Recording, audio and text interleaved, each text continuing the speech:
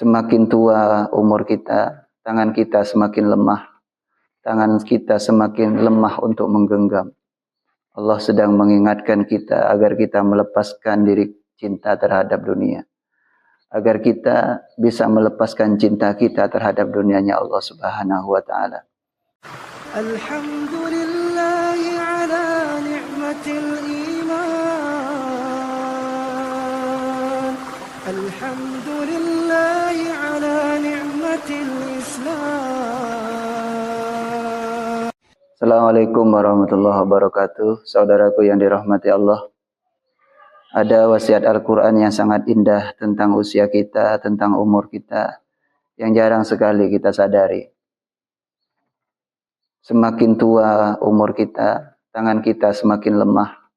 Tangan kita semakin lemah untuk menggenggam. Allah sedang mengingatkan kita agar kita melepaskan diri cinta terhadap dunia. Agar kita bisa melepaskan cinta kita terhadap dunianya Allah Subhanahu wa ta'ala. Man kana yuridul hayatid dunya wa zinatuha wa fi ilaihim a'malahum fiha wa hum fiha la yubkhasun. Ulaika alladzina laisa lahum fil akhirati illa an-nar. Ketika kecintaan kita hanya tertuju kepada dunia dan sama sekali tidak kepada Allah Subhanahu wa ta'ala, Allah akan memberikan apa yang kita inginkan di dunia ini. Tetapi kita nanti menjadi orang yang rugi di akhiratnya Allah Subhanahu wa ta'ala. Kita tidak akan mendapatkan apa-apa nanti di akhiratnya Allah Subhanahu wa ta'ala. Yang kedua, saudaraku yang dirahmati Allah, semakin bertambah usia kita, mata kita semakin rabun. Allah ingin menjernihkan mata hati kita untuk kita melihat akhiratnya Allah Subhanahu wa ta'ala. Agar kita bisa lebih mengenal Allah Subhanahu wa ta'ala. Wa man kana fi hadhil a'ma fa huwa fil akhirati a'ma wa adallu sabila. Ketika di dunia ini kita tidak bisa mengenal Allah, maka nanti di akhirat juga kita tidak akan mampu untuk mengenal Allah Subhanahu wa ta'ala.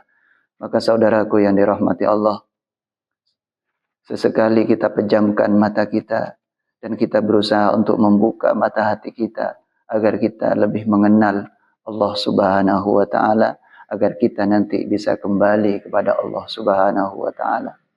Yang ketiga, saudaraku yang dirahmati Allah, semakin bertambah usia kita, maka perasaan kita semakin sensitif. Allah ingin mengajarkan kita bahwa pautan hati kita kepada makhluknya Allah senantiasa mengecewakan kita. Seyogyanya hati kita hanya senantiasa berpaut kepada Allah Subhanahu wa ta'ala. Wa may yuslim wajhahu ila Allah huwa muhsin faqad istamsaka bil urwatil wusqa wa ila Allahi aqibatul umur. Ketika kita mencurahkan semuanya kepada Allah, ketika kita menjadikan pautan hati kita adalah Allah Subhanahu wa ta'ala, maka kita tidak akan pernah kecewa. Pautan terhadap makhluk senantiasa mengecewakan kita. Pautan terhadap sesama kita senantiasa mengecewakan kita.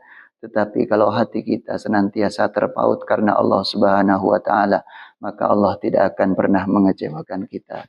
Saudaraku yang dirahmati Allah, semakin bertambah usia kita, semakin gugur gigi kita, semakin berkurang gigi kita.